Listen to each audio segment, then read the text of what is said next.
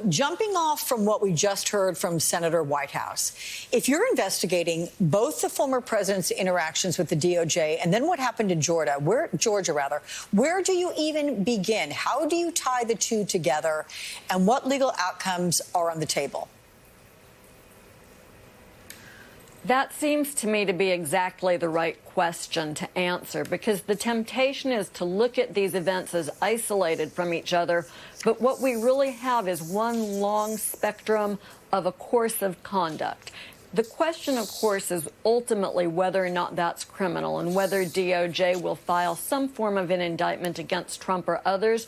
So far, we haven't heard a lot from DOJ. Typically, folks think that there's not appetite to be perceived as political at DOJ, but they simply haven't spoken in this regard. And so for now, we have what's going on in Congress, which is this tremendous fact-finding exercise, bringing the truth to the forefront and letting the American people know what happened with the former president, starting well before the election, moving into the election itself, where, Alex, you'll recall, he declined to say that he believed that the election would be fair even before it was conducted. And then we had the entire big lie, which ultimately led to January 6th, when an increasingly desperate former president realized that he was not going to be able to keep Joe Biden's election from being certified. And we ended up with the violence on January 6th.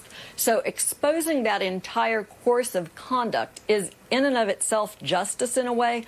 The question that remains is whether prosecutors in Georgia or in the federal system will find crimes that need to be prosecuted. Okay, but you know what? The Department of Justice is all about the law, right? So this may sound like a naive question, but why does the level of politics play into whether or not a law is a law that has been broken at all?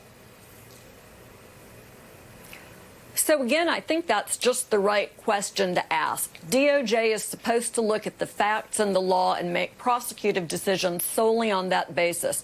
And federal prosecutors across the country do that every day in public corruption cases that involve mayors or senators or governors. It's not like they've never done this before. There is a real hesitancy in the federal system to engage in prosecutions that are perceived as purely political. But in a situation like this, where you have a former president and people around him who engaged in what can only be described as a slow-moving coup, then prosecution has to be on the table. That's not to say that the government would have everything it would need to indict. And there are important questions involving the exercise of the First Amendment and whether that would act as a barrier to prosecution. But at the end of the day, DOJ prosecutors in Georgia will simply have to look at the law and the facts and make a decision about whether prosecution is merited on these facts without regard to who any of the defendants are and what sort of political power they may have exercised at some point. So as you look at the Capitol riot, Donald Trump wanted to assert executive privilege over certain documents requested by the House January 6th committee and was blocked doing so by the Biden administration. What do you make of his request? I mean, did it hold any water at all? Does he have grounds to try again to keep these documents from being released? It's unsurprising that he would make the request. Trump is no stranger to specious legal arguments, but he's no longer the president of the United States, and it's up to the current president to decide whether or not there's executive privilege.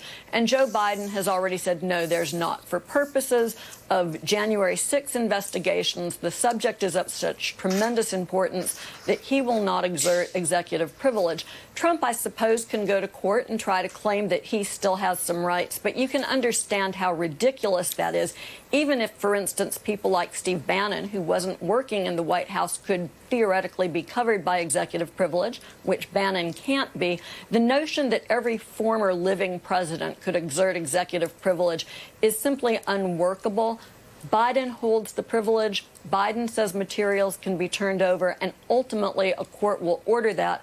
The question is how successful Trump will be at playing the delay game that he plays so frequently with the courts. Right. Okay. Joyce Vance, thank you so much. Good to talk with you. Familiar symptoms in a different location. What we know about new cases of Havana syndrome at the